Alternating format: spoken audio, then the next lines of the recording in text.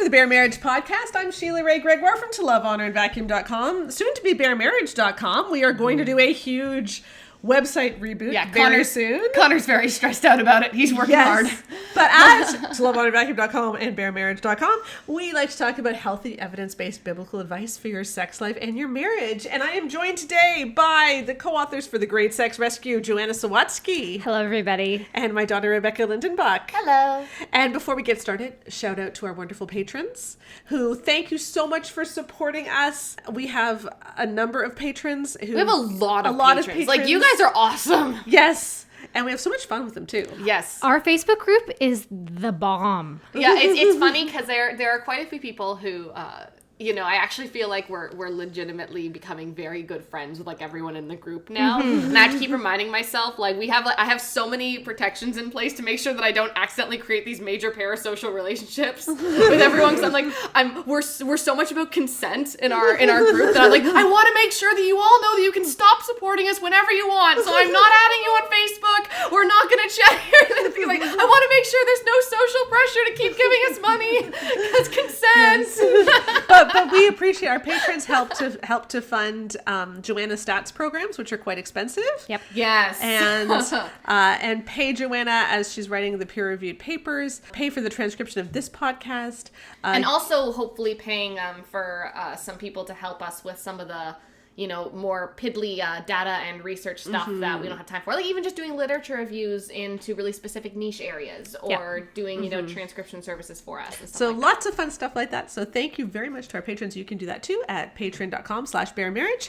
And reminder that when you want your boobs to look amazing, you can get bras at nix.com or nix.ca. They're super comfy and then you can support our podcast Sorry, too. that was just a segue. That was great. Yeah. Highly recommend the nursing bras. Yeah, and Nix also was one of the pioneers of leak-proof underwear, which are awesome if you have teenage girls, too. Mm-hmm. A lot of people who take the whole story course for the preteen daughters especially swear by their period underwear for the little ones. Yeah, I really haven't stressed that. I've stressed the bras because I've gone through menopause. But you know what? If you haven't gone through menopause, leak-proof underwear is great, and so are your boobs looking your best. So you can get those links and help support this podcast, too. Okay, ladies. Last week on the podcast, we talked about some of the ways that the evangelical world mishandles research. Yeah. And because Joanna is visiting for a week, we're just going to take advantage of her being here to record a bunch of segments on the research aspect of science and evangelicalism. Everything. It's just all bad, guys. It's just all bad. So I want to look today at some of the ways or the biggest mistakes that people can make when looking at a study and then drawing conclusions in the evangelical world, what we've seen happen. And number one, and this is a really important one, is they don't define their terms properly. Mm-hmm. This is my big one. Can I say something first and then I'll let Joanna come in? Okay, so... Go for gold. One of the first things that you learn when you're studying psychometrics in school is that before you write your survey, you need to define you need to create your operational definitions. Okay, so operational definitions are what we use in research to make sure that we're actually measuring what we think we're measuring and that we're all using the same words to mean the same things, right? Because when I say, for instance, sex drive, right? What does that actually mean? Does it mean strength of attraction? Does it mean the actual desire to have sex? Does it mean how many times you have sex in a week? Does it mean only spontaneous or both spontaneous and responsive libidos? Does it mean, there's a lot of different things that it can mean. And so an operational definition, when you're making a survey or a study, means that when I say sex drive, I mean the number of times a couple has sex in 1 7-day period. Yeah, that wasn't actually our operation. That wasn't definition, ours. But no, yeah. That's the example. Or yeah, exactly. But if we're doing a study on the felt sex drive of recently single people, it might be the subjective feeling of arousal and attraction and its frequency and magnitude, right? So, but you can see how those two operational definitions are very different things automatically, right? Because someone might have very high sex drive in the one where it's about subjective feeling and be marked as very low sex drive. It's about how much they actually are having sex. Right. Or vice versa, right? Someone might have sex 5 times a week and feel nothing. But one study will say they have a high sex drive and one study will say they have none. right? So this is why operational definitions are really important. So here's an example. We used this last week, and I always come back to this. In fact, Joanna, will you please hold up that mug and let people see our lovely love and respect mug, because healthy people Need both. need both. And you can get these in our merch store. Oh, I'm just loving my opportunity to be Vanna White. Yes. On YouTube, for those watching on YouTube. But one of the big problems with operational definitions, of course, was the definition of respect. Yes. Because Emerson Eggerichs and Shanti Feldon, in their books Love and Respect and For Women Only, because Emerson Eggerichs in Love and Respect based his support for the idea that men need respect on Shanti Feldon's survey. The question, which they decided measured respect, was very problematic, because they asked people to choose between being alone and unloved or feeling inadequate and disrespected. There are so many problems with that. Who wants to go first? Go for it, Rebecca. Yeah, thank you. So first of all, you can't using a double-barreled response set like that is so problematic, because how do we know? And that let me just say, Rebecca was the one who did our survey design, because she took psychometrics, so that's why you're jumping in. Yeah, and I not only did I take psychometrics, I loved psychometrics, and whenever I had a chance to do a paper on something, I usually had at least one aspect that was psychometrics focused, because I really enjoy test-taking research. Anyway, doing double-barreled response sets like that, you can't actually know if the responder is reacting to feeling alone or unloved or inadequate or disrespected as the most abhorrent to them, right? Like when I showed it to my husband Connor, for example, he looks at those 4 responses: alone, unloved, inadequate, disrespected. And the one that he specifically didn't want to be was inadequate. Because everything else was about how other people treat you. And inadequate was about you yourself as a person. Right? And so he was like, well, I would choose alone and unloved, because I would rather be, because he was picturing it as, oh, well, I could be some magnificent artist living as a hermit up in the mountains where I'm grouchy and no one likes me, but at least I'm good at something. Right? He wasn't reacting to disrespected. He was reacting to inadequate. And so this is one of the reasons why I can't do these double-barreled questions, right? Because it's like you don't know what they're actually responding to. And not only was it a double-barreled response, both of them were double-barreled responses. Yes, it was so problematic. But that's the first one. But then there's also the issue of how Emerson Eggerichs goes on to define respect in his book, which had nothing to do with the question and nothing to do with yes. So what men need in order to be respect is an acronym CHAIRS, which is they need conquest, they need hierarchy, so men need to feel in charge, they need authority over their wives, they need intuition, so we need to listen to their opinion, not women's, they need relationship, and they need sexual satisfaction, and all of this must be unconditional. As I've been saying throughout these, what bugs me is the missed opportunities. The alone, unloved, inadequate, disrespected. Just make that 4 separate questions. Yeah. It does not take long to do simple questions like that. Like it doesn't add significantly. Actually, it would probably be less time for the test taker, because they just can go, oh yeah, I really don't want to be or even asking them to order them. You could do that. That would be interesting. The really interesting stuff you could do. You could run so many statistics. It could be really fun. But instead we get this garbage dump. Yeah, they just leave it on the table. And I honestly wonder if there's some self-sabotage happening here. Yeah. If they actually didn't want to get the actual answer, because they knew the response they wanted to get, the book they wanted to write, and then they needed to get the data to show what they wanted. Part of the challenge for us, I remember we were running the survey, and I'd be on FaceTime with Sheila, and she'd go, but what if we don't find what we think we're going to find? And I was like, well, I think we're going to find what we think we're going to find, but we might not. And then we're going to pivot. Yeah, because we have to be okay with that. Yeah, that was a huge risk that we took. But that's also why this operational definitions thing is so important. Because this is exactly the problem, is they're just going with what are the buzzwords we need to get the responses for, so that we can make the point we want to make. Yeah.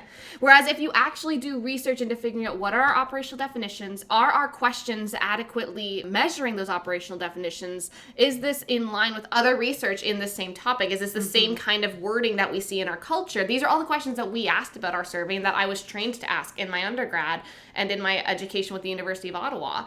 I think that this is something that we don't know how to do, because it's like what Joanna said, we're so afraid of the truth when you're focused on promoting an agenda that you can't actually look too deep into what you're asking, or you might realize that you're wrong. Yeah. The other problem with this Love and Respect book, there are many, it's kind of a dumpster fire. Sheila couldn't actually say, oh yes, and here is the part of the book where Emerson Eggerichs defines respect. You had to just give out an acronym, which is just a bunch of chapter titles. Because nowhere in the book is the word respect actively defined, because to define it actually is quite repugnant. To say, oh, in order to be respected, you pretty much have to treat me as if I am your dictator. Yeah. And It's a dom-sub relationship. Yeah. Whether the woman wants to be in one or not. And quite frankly, let's contrast that with our book. When we talk about libido, we are talking about particular survey questions that we asked where we said X wording. Or if we say the orgasm gap, I can pull out the table. Yeah. And we can say this is the question we use when we say orgasm. This is what we mean. These are the cutoffs that we used for high or, reliable orgasm versus not reliable orgasm. That's how you should be doing it. Yeah. That's not like, oh, we did above and beyond. No, we did what was expected of us as competent researchers. Yeah, and the problem is that we're not used to having competent researchers in evangelicalism because of, again, we're scared of the truth. And if you're scared of the truth, you can't do good research. Okay, so with that in mind, I actually want to pivot. Yes. Josh Howerton is the senior pastor at Lake Point Church, which is in the Dallas-Fort Worth area. He wrote a Twitter thread, which went really viral. I think it was probably back in February. I don't know exactly when it was. But it was about 5 ways that Christianity is actually better than not being religious, because his point was people are always saying that Christians are doing worse on all kinds of measures, but when you actually look at it, Christians are doing better. And the thread went viral. Matt Chandler retweeted it and talked quite a bit about it. Once again, dunking on the deconstructionists. Yeah, head pastor at the Village Church, head of the Acts 29 movement. So many people retweeted this, and so Josh ended up writing it up as an article in the Gospel Coalition. A number of people sent me the article, asked me to comment on it, and I didn't have time at the point. We were writing them up in our book. book.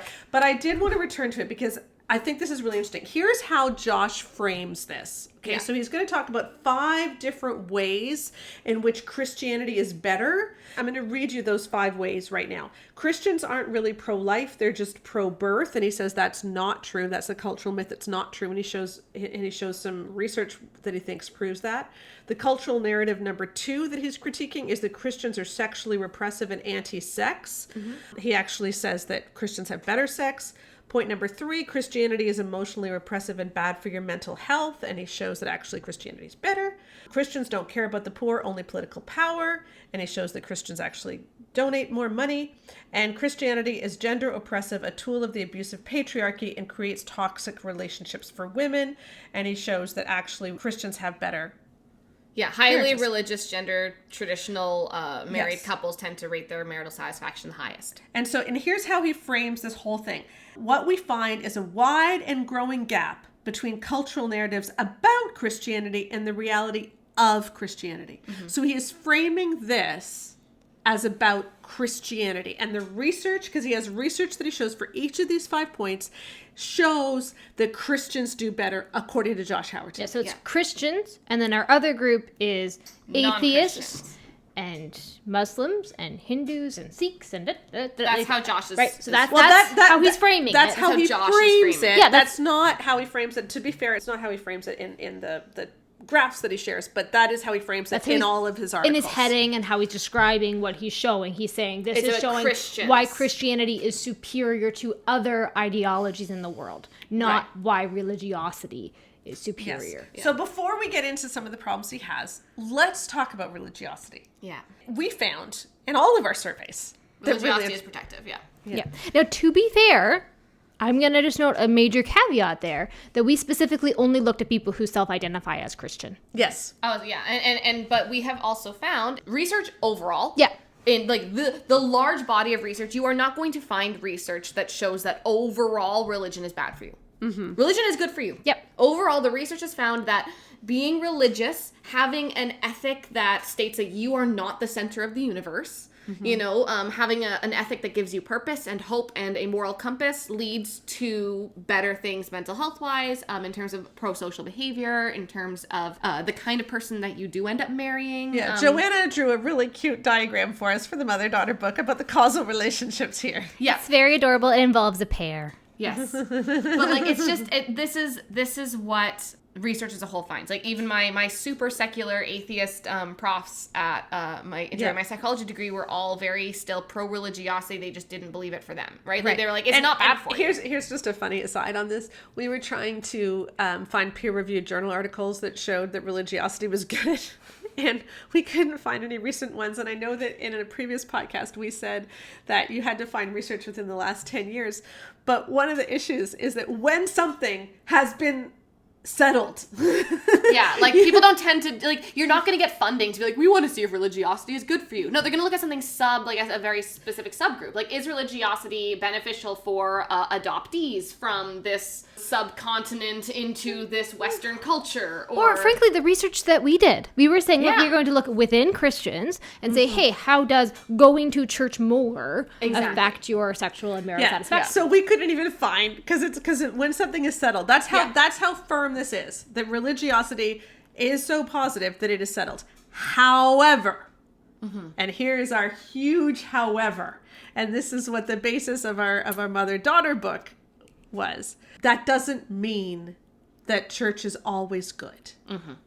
Because we did find that when girls believed certain things as teenagers, it would have actually been better for their self-esteem had they not gone to church at all. Yeah. Yep.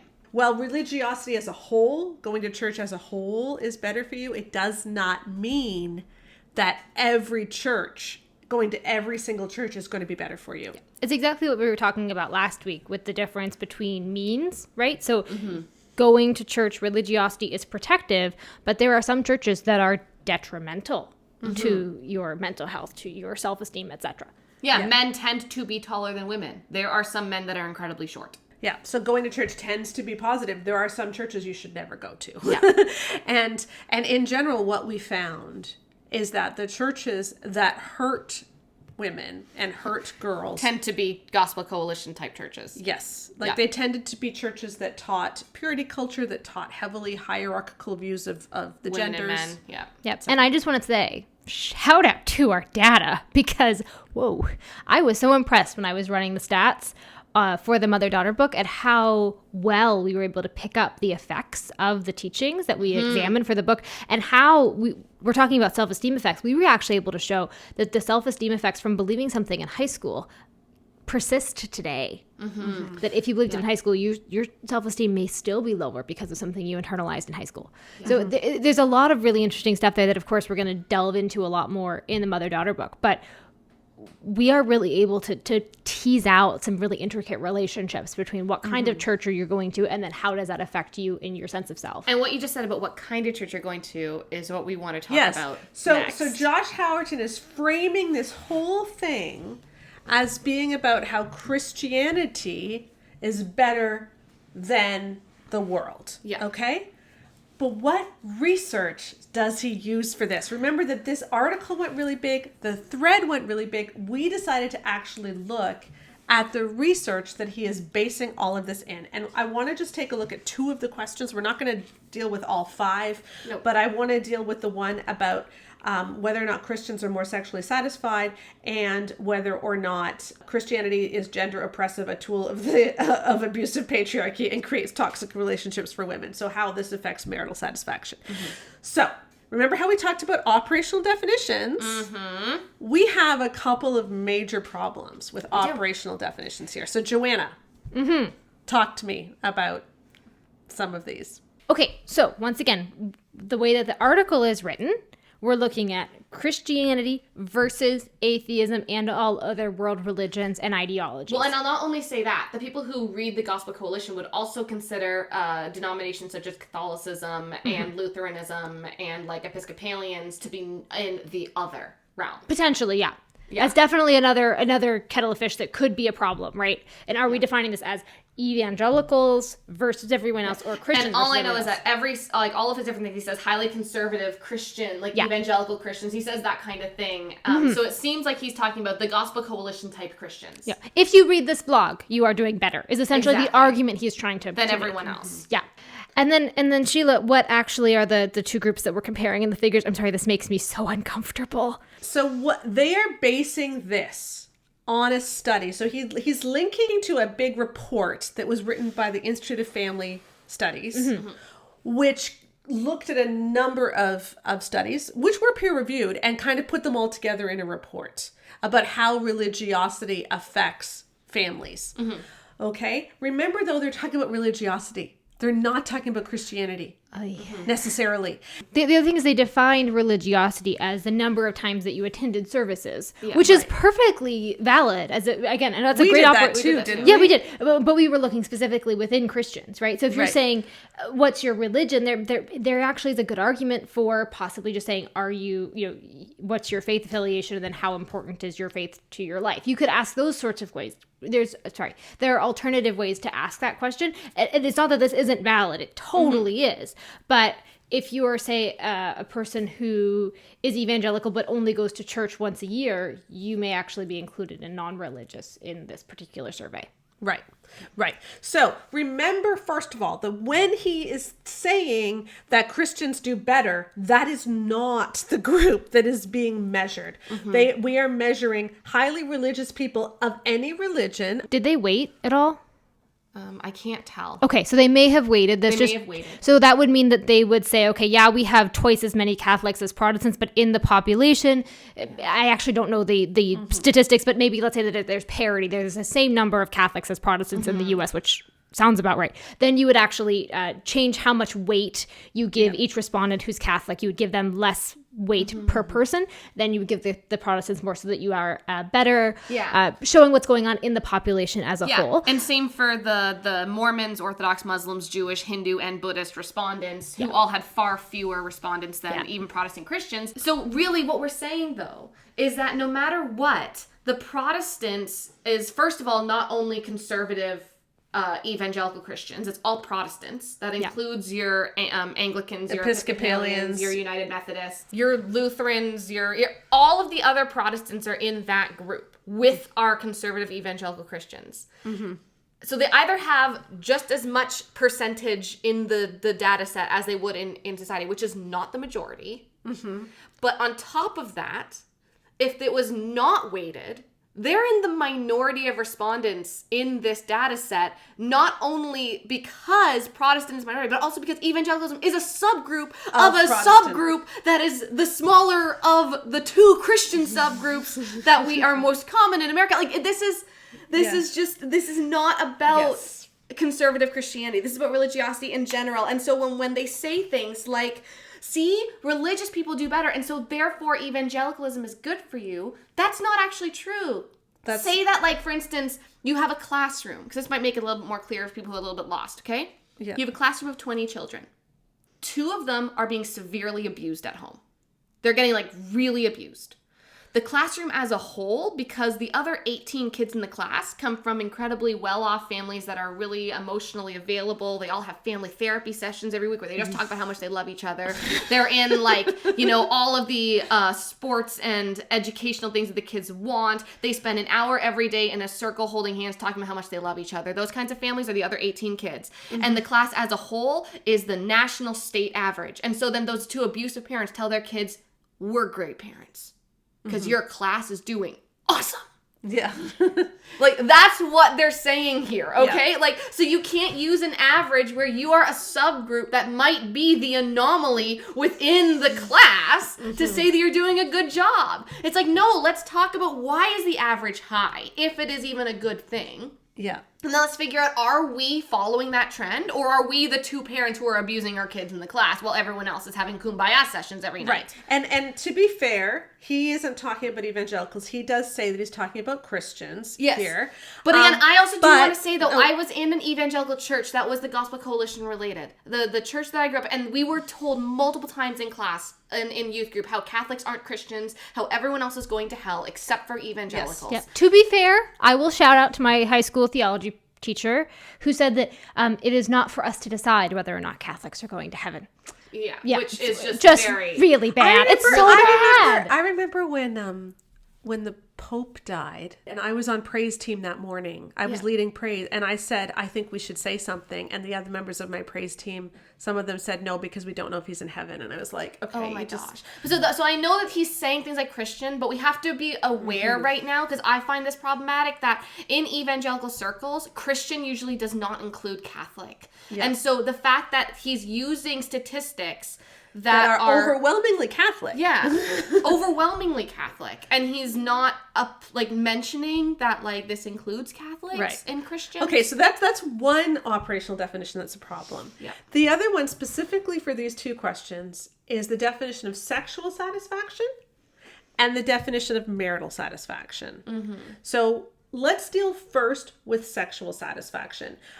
In this report, it looks like it's just a self-report. Yeah. Are you happy with your sex life with your partner? Yeah. It does quote a bunch of different studies, but it's not clear how this is actually measured. In essence, what we're asking is, what were these studies asking self-report data as, are you happy? Or were they looking at objective measures, which is what we did in our survey, and we found something really interesting, which Joanna will know more about. Yeah, so when we actually asked, this is one of my favorite questions in the survey of men that we did. So we said, hey guys, do you make your wife's sexual pleasure a priority? And almost all of them to a person said, yup, that is me. I do that. I make her pleasure a priority. And then we asked the same question, slightly differently. We said, hey, let's measure this more objectively. Do you do enough foreplay so that she's roll ready to go when you get started? And a lot of them said, nah. And to be fair, there are some women out there who don't particularly care for foreplay, who want to just get things going. They know they'll get going as things progress. That's fine. But there was a very, very, very large difference in those two measures. One was more objective and one was more just of a sort of subjective self-report. And there is nothing wrong. We actually do include questions in our surveys that say, hey, I'm really satisfied with how happy my marriage is. Right? We have those. And the one that we actually use for those marital satisfaction measures are ones that have been previously validated, and they're very pretty and nice, and they let me use lots of fun stats. But the point that we're making here is that, yes, asking people, are you happy with your sex life, is fine. That's a fine operational definition. It is very different than saying, do you orgasm every time you have sex? And there is actually a really good reason for wanting us to be using a more objective measure, which is the fact that we know that in heterosexual relationships, women tend to not orgasm.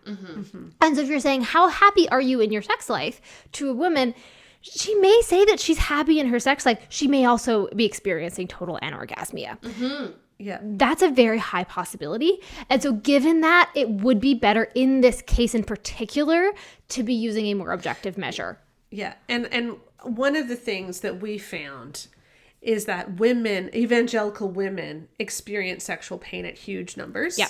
And when we look at other populations, we're probably twice the rate. We're very high. So 22.6% have experienced vaginismus or dyspareunia of some sort. And if you look at other large-scale surveys of orgasm rates among heterosexual couples, it looks like evangelicals are lower. Now, that's difficult to measure because it is a bit apples and oranges and how you measure frequency. It's not always the same. But it certainly doesn't look like we're doing better. No, and well, even this report that Howerton shares, and Howerton's basing his entire argument on, even that report said, in essence, that is it that, highly religious conservative couples or highly religious couples are just simply more likely to rate their sex life as good, even if they aren't having good sex, because they have different expectations? Like they ask these questions even in the very report that Josh was citing, because this is exactly what happens is we tell women especially that your job, I mean, we have entire books that are about marriage is about making you holy, not happy. And who reads these books? Vast majority of the readers are women.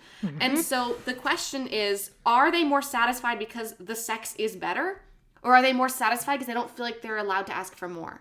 Are they more satisfied because the sex is actually more satisfying? Or are they more satisfied because they figure, what's the point? I might as well be happy with what I have. You know, are they more satisfied because their marriage is better? Or is it because they feel that they're never allowed to leave and so they have to be happy because they can't focus on what's bad? Because if they did, then everything would come crashing down. Because you're not actually allowed to fix things in a healthy way in evangelicalism a lot of the time. What instead you're told is you need to submit more, you need to obey, you need to make sure he's respected. In essence, you're not happy in your marriage as a woman. How can you bend backwards even more to make sure that things are now more livable? Well, you know, you're not supposed to be his Holy Spirit. Yeah. Okay, Sheila and Joanna, we're just parachuting into this to this podcast because we already recorded it. But then afterwards, we were sitting at my kitchen table and we had an idea to run a new stat. So here's a new stat that is nowhere. It's not in any of our books because we only thought of it now. Yep. But Josh Howerton, what he put, one of the charts that he put, gave us this idea. So in looking at sexual satisfaction, what they found was that traditional belief women, so those who believe in traditional gender roles, are more likely to say that they're satisfied with their sex life. So it was a subjective measure of their sex life. It wasn't saying, do you orgasm more? It wasn't saying, do you have sexual pain? It was just saying, how do you feel about your sex life? And they're more likely to like it than the more egalitarian marriages. Although I don't think there was a real statistical difference, but he said that they were more likely. Okay. But we were wondering, what if we add an objective measure to the mix? And so Joanna, explain what we did. Okay, so we looked at women who don't orgasm much. So either they orgasm half the time or less than that. And then we looked at how satisfied they are with how much orgasm they're having during sex. And we found actually that women who believe that there should be a hierarchy in marriage were 22% more likely to be satisfied with no or infrequent orgasm, which is really problematic. Yeah. So if you believe that there should be a hierarchy in marriage and then you're not orgasming, you're more likely to say, oh, well, I guess that's okay. Yep. And to actually go a little bit further than that, when we looked at those who strongly agree that there should not be a hierarchy, only 7.4% of them were very satisfied with how much they were orgasming. When they weren't orgasming very much. Exactly. And 14.2% of those who really think that there should be a hierarchy were satisfied. Okay, so there you go. So objective measures and subjective measures. What Josh was sharing was just a subjective measure, but as we are now finding, the more traditional you are, the less likely it is that your subjective and objective measures of sexual satisfaction will meet up. Whereas the more egalitarian, it's more likely that they'll meet up. So kind of interesting data point. We'll parachute back in now. Okay, let me read from one of the paragraphs in the report. This is from the Institute for Family Studies. They say, as with all of our findings, it is not possible to establish any causal relationship here. And this is specifically about whether sexual satisfaction is better among highly religious groups. It is possible that simply being married is more important to highly religious women, which may raise their satisfaction ratings. They may be more likely to look at their relationship through a rose-colored lens, which is exactly what you were just saying. It is also possible that respondents with different attitudes towards gender and religion have different expectations of marriage, including their sex lives. On the other hand, highly religious women may also enjoy higher levels of trust, emotional security, and perceived permanence, which redound to the benefit of their relationships. So it's like, this is a whole mixed bag, and it's very difficult to make actual causal. Like, this is the report that Josh Howerton is citing says you cannot make causal relationships from this. And then Josh says causal relationship. Being Christian equals good. But again, we don't have objective measures of sexual satisfaction. We don't have orgasm rates. We don't have measures of sexual pain. And we know that those things are worse among those who believe in evangelicalism or typical evangelical teachings the most. And also, I think that what people like Josh might not understand when we're critiquing his points is that we are not saying that Christianity is bad for you. No. I think Christianity is incredibly protective. And that's what we found. That is what we found. That's what we found. Our survey, we looked at how having a church family is protective. Okay, so in the mother-daughter book, I wrote a little bit about moving away from our church family when we headed to Ontario from Saskatoon, which is way out west. And I did that while I was big and pregnant, which meant that I wasn't going to be able to have developed a church family by the time I delivered, which meant that I didn't have a mother's helper who could come over and, watch the baby for a minute while I showered. It meant that I didn't have a meal train because my church couldn't organize one 2 provinces away. That just wasn't possible. Michelle is great.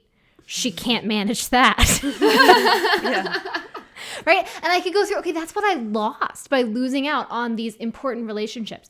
Having people who care about you, who are in your life, those matter. We found that the more you go to church, there's actually like a dose response relationship. So more church is better when it comes to things like self-esteem. That was awesome to find. And I think it's really important to say that religiosity is good, and we're not making an argument that it isn't. Actually, Rebecca was telling me recently when we were having one of our many FaceTimes that oftentimes psychotherapists will ask their patients to find a religious service that they can get involved in. Yeah. A lot of times, yeah. Like one of my profs saying a lot of times she has someone who's struggling with severe anxiety or depression who is lapsed in their religious activities because of their mental health problems. They'll say, hey, like, have you thought about going back for a little bit just to see if it kind of helps boost your mood? Because it actually is quantifiably, like, it's quite helpful. Yeah. And I also want to talk a bit about how we're defining population, because this is a problem that has been, this is not just a Josh Howerton problem. Yeah. This is an evangelical problem. And we talked a lot about last week about Shanti Felton's research, and we are going to do that again.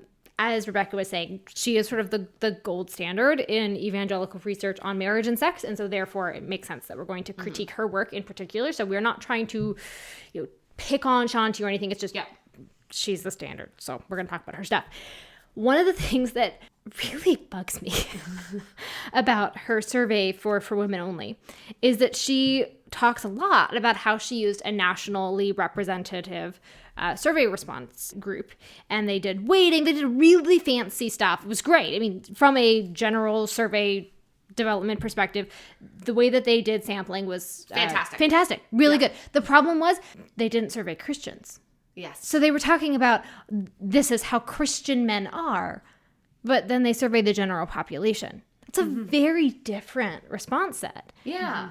And just very bizarre that they wouldn't say, no, we are going to survey Christians. That's actually why we chose to use a very, very large sample of Christians, recognizing that we weren't going to be nationally representative, recognizing that that came with some downsides, and that we were okay with that because we felt that the most important thing was for us to capture our population of interest, which was Christians. Exactly. It would be like if you were doing a drug trial and you just looked at people who had any sort of respiratory issue, and then you just talked about it in terms of just asthma. And it's like, no, but we don't even know how many asthmatics were in the study. Right. Yeah, or even medications for little kids. They usually aren't tested on children under the age of 2.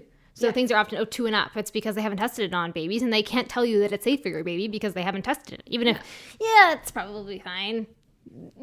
They don't know because they haven't tested it, so therefore it is not recommended to be given to a child under the age of 2. We've been talking about how we view truth, how we do our jobs as researchers, and all of us really care a lot about doing the best work that we can, right? That's very, very, very important to us. And we do that because we're trained in this as our various degrees, all of our research stuff that we've had to do over the years. The other reason, though, is because Jesus says that he is the way, the truth, and the life. So that means that if we're pursuing truth, we're pursuing Christ because he's the truth. And so if we really care about Jesus, then we have to really also care about truth. We have to care about fruit. We have to care about the things that Jesus cared about when he was walking on this earth. All right. And now I want to tackle the other question that Josh Howerton raised, the question number 5 on his article.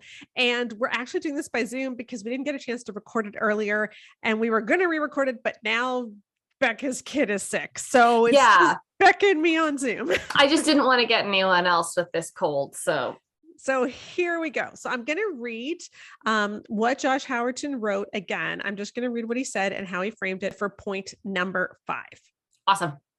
Cultural narrative number 5. Christianity is gender oppressive, a tool of the abusive patriarchy, and creates toxic relationships for women. In the Me Too era, it's critical for us to admit that churches have not always been exempt from the category of the many institutions that have failed to protect women. Church too is real and shouldn't be explained away. And of course, now he's about to go and explain it away. Right? So, pretty much. Listen in. Listen. Okay. What I want to argue, though, is that our failures in this area are failures to live up to our theology, not failures inherent in our theology. Further, as a whole, the data shows that church attendance yields the most enjoyable and least abusive relationships for women. Contrary to the narrative, theologically conservative, gender traditional church attending women are in the category of the happiest relationships with the least abuse in the country. All right. So let's go over first how he's framing this. He's saying he's talking about abuse. And specifically, he's saying that theologically conservative traditional couples who attend church a lot do better than everyone else. Yeah. In terms of abuse. In terms of abuse. He's talking specifically about abuse. He does say, happiest marriages, but he frames it at the beginning about Me Too, about church too, about oppressive relationships, about abuse. Well, and not only that, when he talks about happy marriages, he talks about that in order to prove that therefore they can't be abusive. Mm-hmm. Right. Mm-hmm. That's the implication of what he's saying here. Yes. And to prove this, he shows a graph that is about marital satisfaction. It's not about abuse. Yeah. So you can't use a graph that's about a different construct than what you're trying to measure that construct. Right. Now, it would be logical to do this had the Institute for Family Studies study, which he has been quoting this entire time, not mention abuse. But, big but, it actually does. And on page 2, where it lists this is a 98-page report, okay? Yeah. But on page 2, where the IFS has their conclusions of everything that they've shared, this is what they say about abuse. Okay, are you ready? I'm going to read it to you. When it comes to domestic violence, religious couples and heterosexual relationships do not have an advantage over secular couples or less mixed religious couples. Measures of intimate partner violence, which includes physical abuse as well as sexual abuse, emotional abuse, and controlling behaviors, do not differ in a statistically significant way by religiosity. Yeah, exactly. So in essence, what the actual Institute of Family Studies is saying is we can't prove that religious people are less abusive. Right. And then they say, wait, I got to finish. Slightly more than 20% of the men in our sample report perpetuating intimate partner violence, and a bit more than 20% of the women in our sample indicate they've been victims of intimate partner violence in their relationship. Our results suggest then that religion is not protective against domestic violence. Yeah. Yeah. So literally, if Josh had actually read the article that he's using to try to make all of these points, it would have shown him that, no, you can't actually say this. And no, it doesn't seem like being a traditional Christian, conservative Christian, evangelical with views of women and men in a hierarchical power structure that the Gospel Coalition always seems to try to push down your throats. No, they don't seem to be less abusive because we could not find a difference between those men and other men. Right. Well, hold on a second on that, because we're going to get back to that in a minute. Oh, okay. Ooh. But what he does, he then shares a 2001 study, which shows that church attendance seems to be protective against abuse. But again, that's 2001. And they're talking about church attendance. But he's framing this not as just being about church attendance, but specifically about the theology. And he's comparing, so the IFS study divided people into traditional beliefs and more progressive beliefs. Yeah. And as we already talked, we need an operational definition here. Okay. In this podcast, we've talked about operational definitions. Their operational definition for traditional is male headship. Yeah. So it's complementarianism. Yes. Mm-hmm. So he's saying people who believe in male headship have less abuse, even though the IFS does not say that. Yeah. And what do other studies show? Here's a more recent article about abuse. This is from 2014, I believe. Spring 2014, the Rutgers Journal of Law and Public Policy by Michael Gilad, who is one of the foremost researchers in the intersection of religion and domestic violence. And here's what he says specifically about theology. Okay, I just had a quick question. Do you mean this is more recent than the 2001 study or than the IFS study? Yes, than the 2001 study that Josh Howerton. Because I thought the IFS was really recent. Okay, that makes more sense. Right. So here's what Michael Gilad says. Studies of the general population do not suggest that the prevalence of domestic abuse is greater among communities of faith. Okay, so that's what I've already said.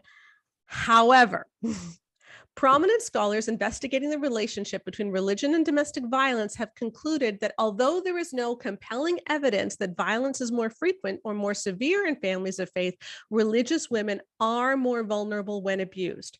They have found that in families of strong faith, many of the patterns that are observed within mainstream culture are intensified.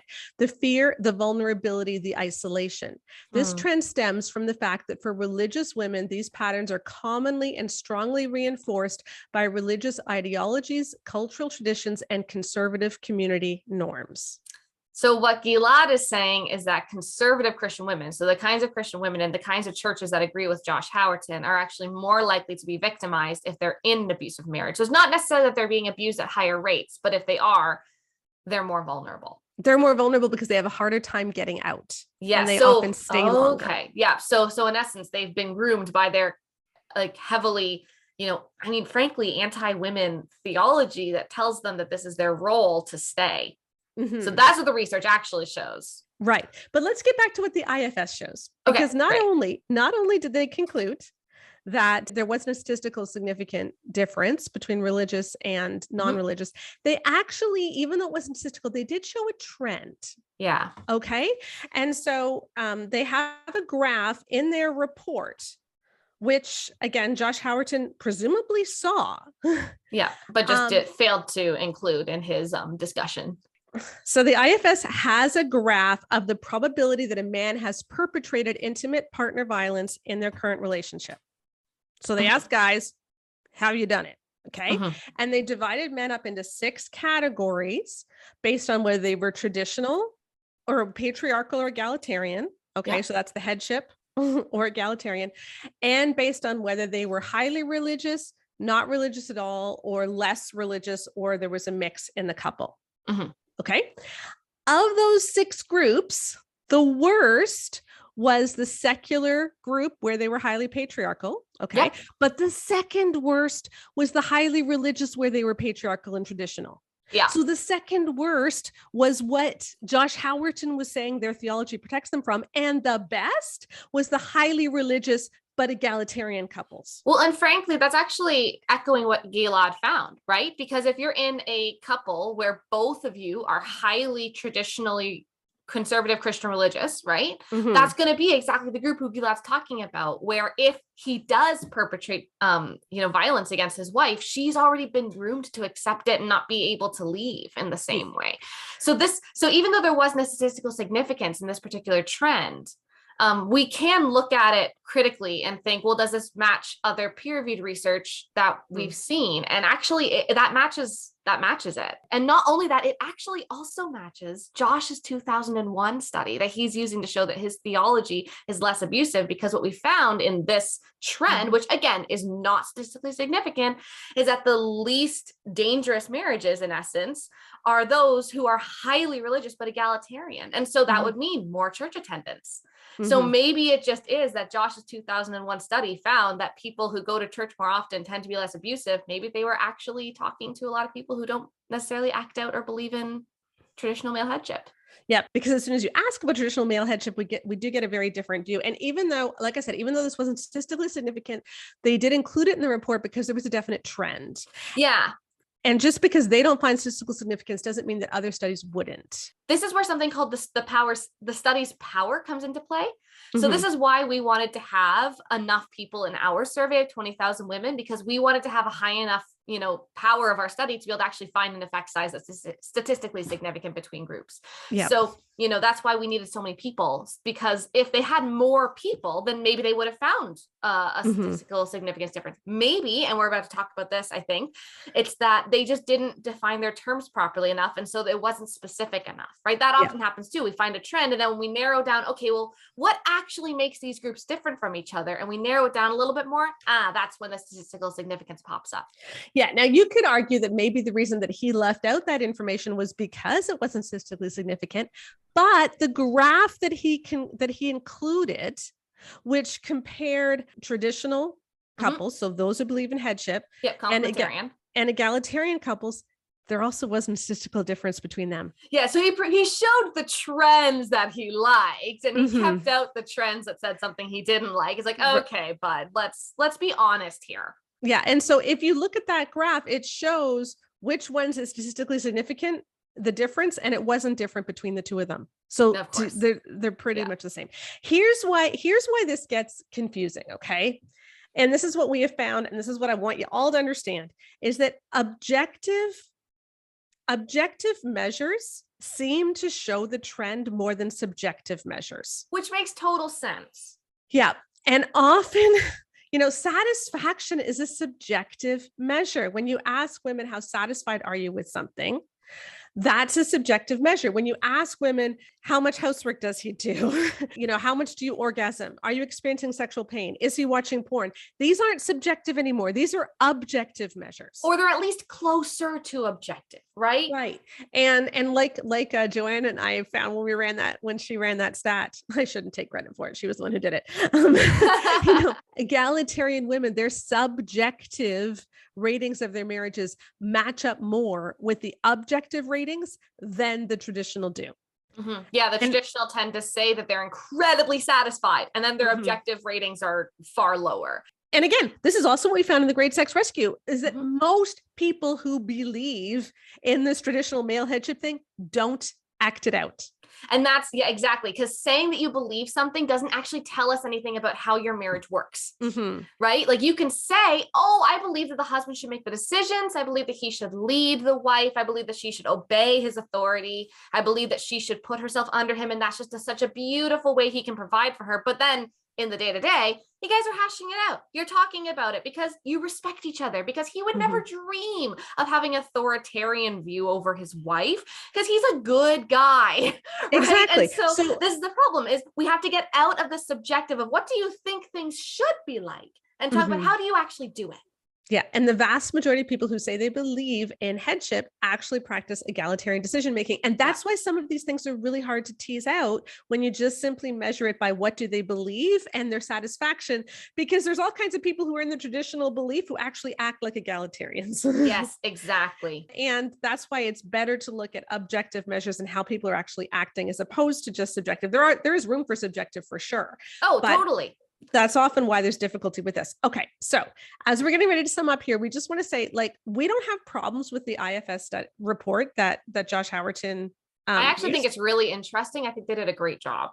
Yeah. And they combined a ton of peer-reviewed research and made it really accessible. They explained it. They explained statistical significance. They explained what you could conclude and what there just wasn't enough data to conclude. Really interesting.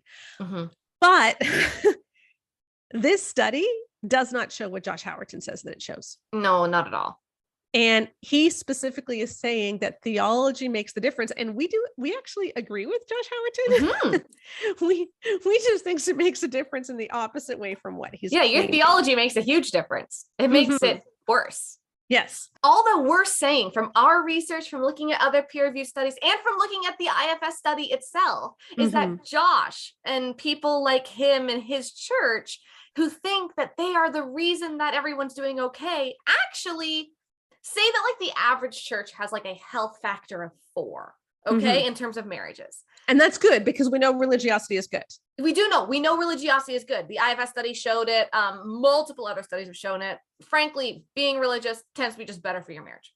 What we're meaning is, if the average church has like a 4, and all of religiosity ends up being a 4, and Josh is saying, look at this, because of our church, it's a 4. Actually, other studies have found that your church within the larger group of 4s is really like 1.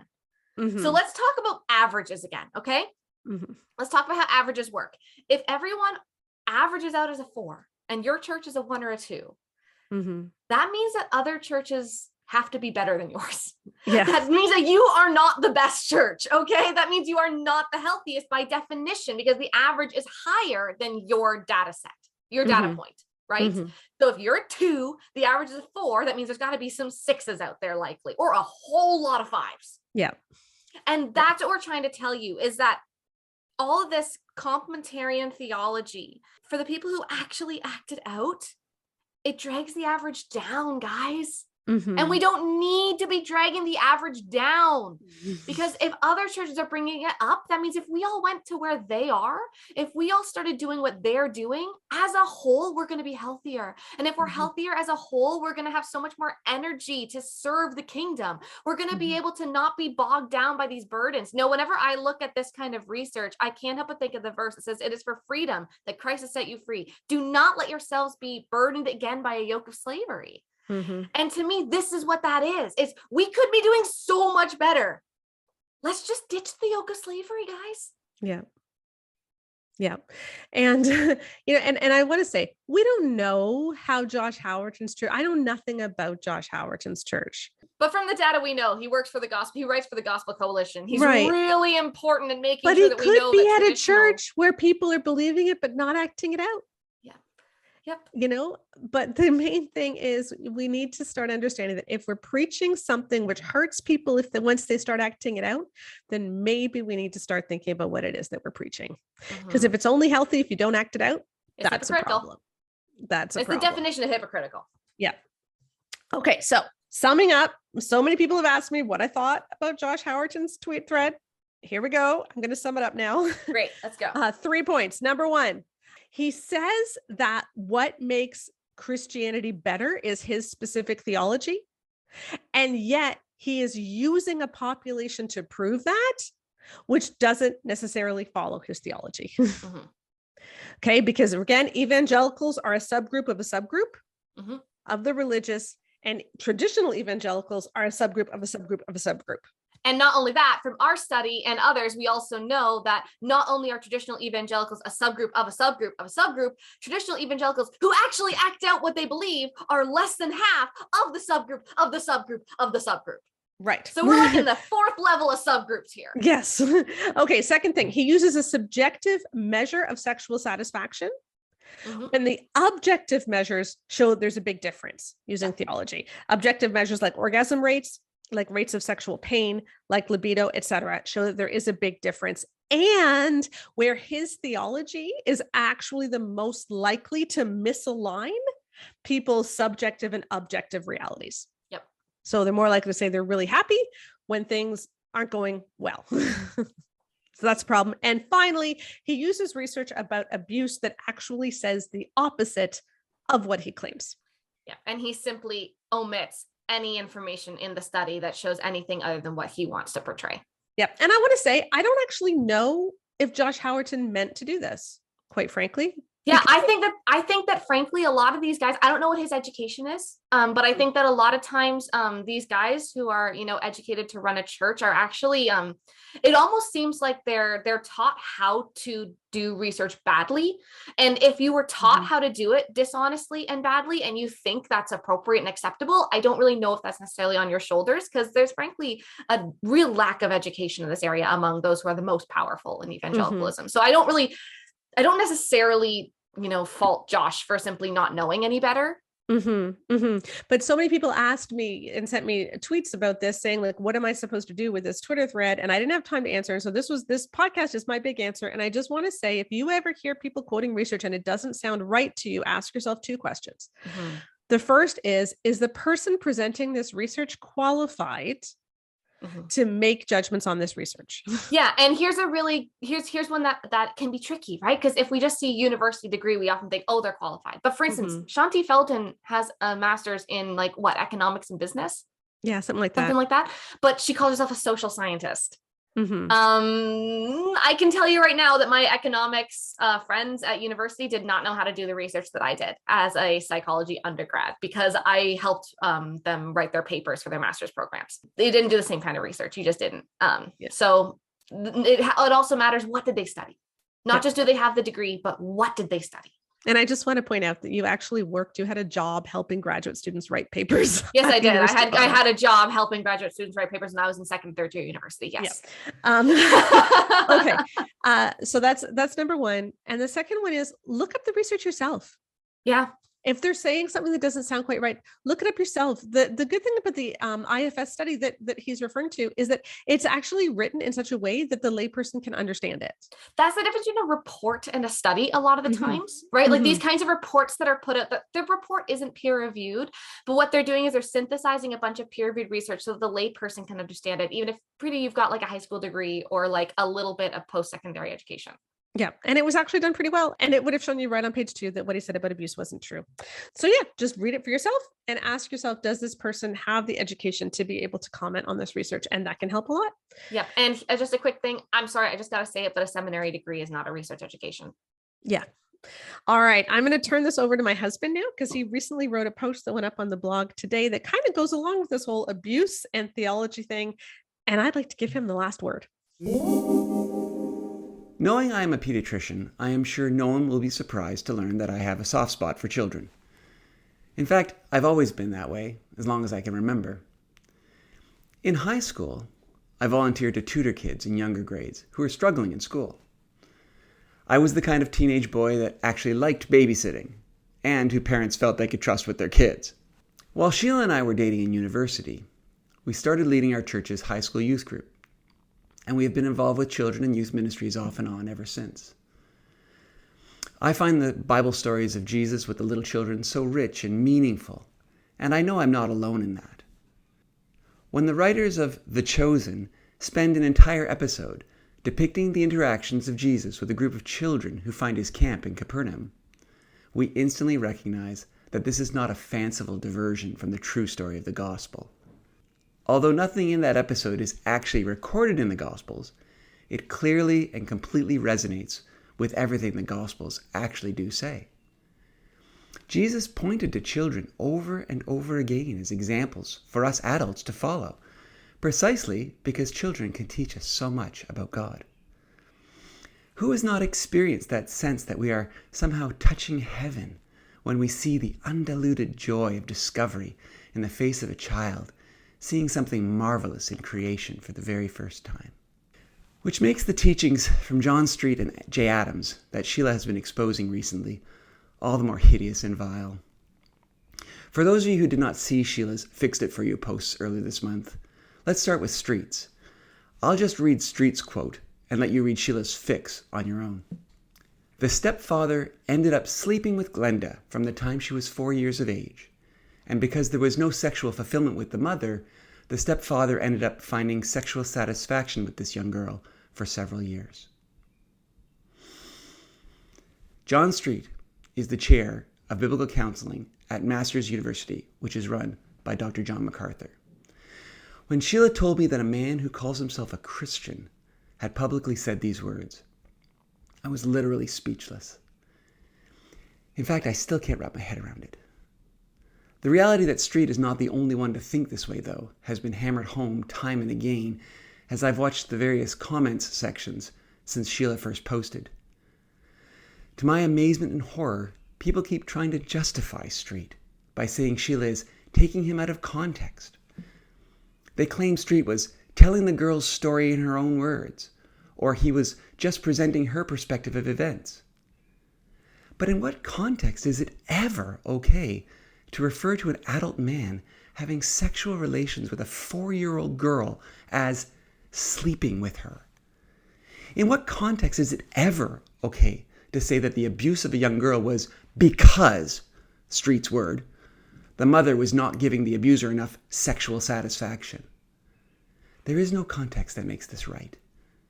This teaching is pure, undiluted evil. And sadly, though not surprisingly, this is actually not an instance of Street being taken out of context. I watched the video myself and I felt sick to my stomach as he went on to talk about how this woman, after being sexually assaulted as a child, handled things biblically. What did he mean by that? Well, she rejected abuse literature, which would say you're a victim, and instead recognized the depravity of her own heart when going through this. Yes, you heard that correctly. Telling a 4-year-old girl that she is a victim of sexual abuse is not biblical, according to these people. No, that is a worldly interpretation. The biblical method is to explore her own sinfulness in the situation. And Street is not an aberration in saying this. He's speaking right out of the official playbook, as Sheila's 2 follow-up Fixed It For You's posts from Dr. J. Adams, the founder of Biblical Counseling, show. In the process of data gathering, you must discover what was behind Shirley's refusal to have sexual relations with Brad that presented the temptation to sin. You need to stress each person's own responsibilities. Did the daughter participate willingly in the sin? And did she entice her father? Christ have mercy. When I was in medical school, I spent a summer doing research work for a child protection team that assessed and treated children who were victims of physical and sexual abuse. My research job was basically being a data monkey. I took all the information from each case, demographics of the victim and the perpetrator, details of the abuse, findings from the team's assessment, etc., and I organized it and input it into a database that would be used for future research. Part of the experience was also to get some exposure to clinical medicine by observing the team as they did their assessments. Many times during that summer, and sadly, during my subsequent career as a pediatrician, I have looked into the faces of victims of childhood sexual abuse and seen the maelstrom of emotions as they try to sort out what has happened to them. I learned from the therapists on that team to say, it's important for you to know that when this happens, it is always the adult's fault. It is never the child's fault. But men like Street and Adams would say that those therapists and I are worldly and incorrect. To be biblical, we ought to explore the child's own depravity in what happened. To them I can only say, woe to you who call evil good and good evil. How will you ever stand before the one who said, let the little children come to me and do not hinder them, for the kingdom of God belongs to such as these? How do men who profess to be followers of Jesus say such vile and inexcusable things? It comes down to our view of men and women. MacArthur is famous for his stance that men are ordained by God to be an authority over women. To me, the fact that the people making these atrocious statements are based in his university is no coincidence. It seems obvious that teaching that God has put men in authority over women comes with an intrinsic danger that we will prioritize men over women. But I have yet to see those who believe in male authority grappling seriously with this issue. All I have heard is their assertions that their position actually protects women and children. But do we actually see that happening in the church? Consider what Julie Royce has brought to light about how MacArthur publicly shamed and excommunicated his parishioner, Eileen Gray, after she decided to protect her children by refusing to take her abusive husband back into the home. This man, that MacArthur was so eager to reunite with his children, was subsequently convicted of aggravated child molestation, corporal injury to a child, and child abuse. But MacArthur and his supporters still stand by their decision to support him over Eileen and her children. In their mind, Eileen's husband had repented and wanted to reconcile, so Eileen was in sin for not forgiving him. This is what they call biblical. But anybody who knows anything about abuse knows about the abuse cycle. Abusers say they're sorry and will change. They love bomb their victims and make it seem like everything is all better now, until the next time. I take Jesus' admonition to be shrewd like serpents quite seriously when it comes to abusive men. When I see men weeping and crying over the abuse they have committed, I hear the words of John the Baptizer ringing clearly in my mind. You brood of vipers, who warned you to flee from the coming wrath? produce fruit in keeping with repentance. In my opinion, if an abusive man is truly repentant, he will humbly accept that he needs to prove he has truly changed before he even thinks about asking anything from anybody. But what response do we see from these teachers? The priority of men and the expendability of women and children in their minds are plain for all to see. Consider how Street, faced with the story of a man who abused his 4-year-old stepdaughter for years, slickly and smoothly switches the focus away from the abuser to the 4-year-old and her mother.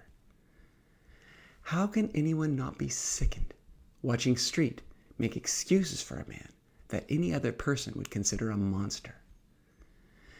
Jesus said, "If anyone causes one of these little ones who believe in me to stumble, it will be better for them to have a large millstone hung around their neck and to be drowned in the depths of the sea." In stark contrast, however, men like Street and Adams encourage sympathy, painting the abuser as a poor man whose hateful wife deprived him of sexual satisfaction. It is disgusting and evil beyond all comprehension. MacArthur and others who preach male authority make the case that we ought not to let our culture interpret the Bible. While the words and actions of MacArthur, Street, and Adams demonstrate that they come from a culture where, to put it bluntly, men matter in a way that women and children simply don't. And it is long past time for them to stop pointing fingers at feminist boogeymen and realize that it is in fact their misogynist, patriarchal culture that is skewing their interpretation of the Bible. If these teachers would only heed Jesus' admonition to remove the plank from your own eye, they might see that they are actually accusing egalitarians of a sin that in fact has come home to roost upon them 100 times over. You cannot say you speak for Jesus and then spew the vile things that Adams and Street are spewing. And if your theological position results in you deliberately putting children into harm's way and even blaming victims of child abuse for what happened to them while making excuses for the men who abused them, then it is not from Jesus, no matter how many Bible verses you stick onto it. Okay, everyone. Sheila's heading off to Denver, so she's left me to do the outro. Thanks for all being here, and we'll see you next week on another edition of the Bare Marriage Podcast.